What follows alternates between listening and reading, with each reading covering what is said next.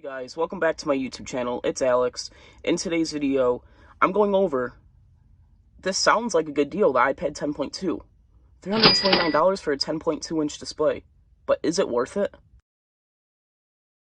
The iPad 10.2-inch is rocking the A10 Fusion chip. Looking at the prices compared to other newer iPads, it's weird that the iPad mini starts at $399 even though it has a smaller display. But the iPad 10.2 is like an inch bigger, inch and a half bigger, and it's less money. But I've realized something. The iPad 10.2 is not as fast as the iPad mini. The iPad mini has an A12 Bionic chip, and it goes up to 256 gigabytes of storage when the iPad only goes up to 128 gigabytes. Although you could argue that the iPad has support for smart keyboard. At the same time, iPad mini never had smart keyboard connector. Same with this. More storage, faster iPad. But this is where I cringe, just because I really want to get it. The iPad Pro, I really want that iPad. But some people are probably like, I don't even have an iPad in general, so I guess I should be thankful that I even have an iPad that works. All these iPads have gestures like this. Come on. Come on. Alright, so this is my opinion. Apple has been using the same shell of an iPad Pro 10.5. The diameter across is the same length as an iPad Pro 10.5 that came out in 2015. Now, you can argue and say the screen's bigger. Yeah, but it's easy to change a screen. So honestly, when they're budgeting, they save a lot of money, especially when they're selling it for $329. All they're updating is the internals. I love my iPad, personally, but it may not be for everyone. Let's get right into that. This iPad is great for any teacher, student.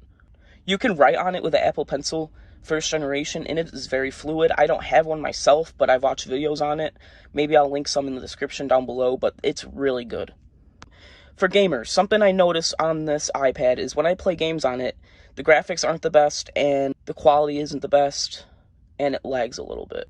For games such as Asphalt 9. Games like Minecraft are very fluid. You should be able to play that game, or any easy game like Flappy Bird, with no problem whatsoever. As for just an everyday user that really doesn't care about the specs, I think this iPad is really good. You don't notice anything until you look up the specs, and then you're able to notice that it's not the fastest, but honestly, it is very fast.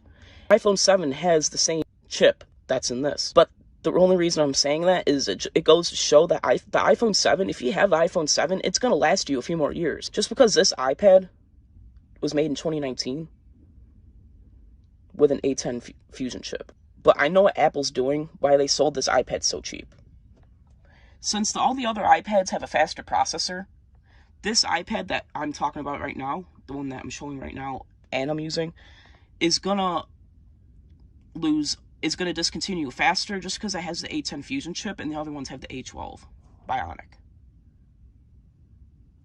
And the A12Z iPad Pro will last longer.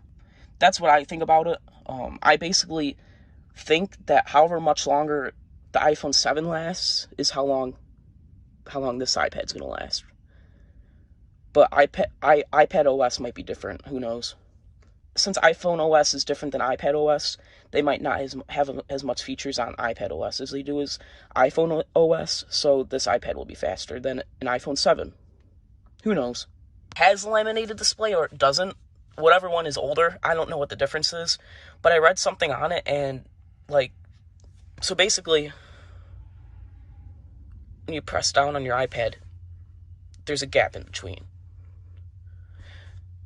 Which even the iPad Air, it hasn't been like that since the original iPad Air. Not this iPad Air, but the original iPad Air that came out in 2013. But enough talking about all the specs. What do I think of it? I personally really like this device. I think the thing with Apple devices is that they're planning ahead of time. Meaning, I have an iPhone 11 Pro Max. It's honestly very fast. This iPad is not much different.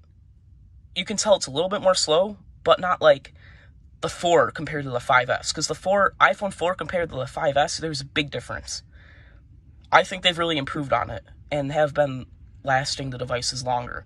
But who knows? Do I recommend it for $329? Yes. You can even get it for cheaper on Amazon with 1-day shipping. It's worth it, in my opinion.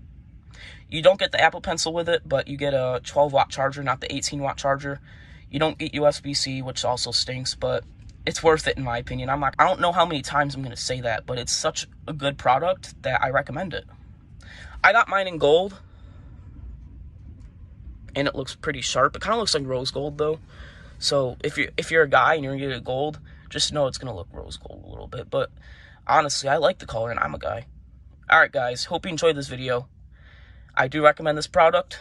I know people with the iPad Pro have bending issues. You can tell there is no bend in this, and I've had it for a while, like a month or two. I'm not going to bend it, though. All right, guys. Peace out.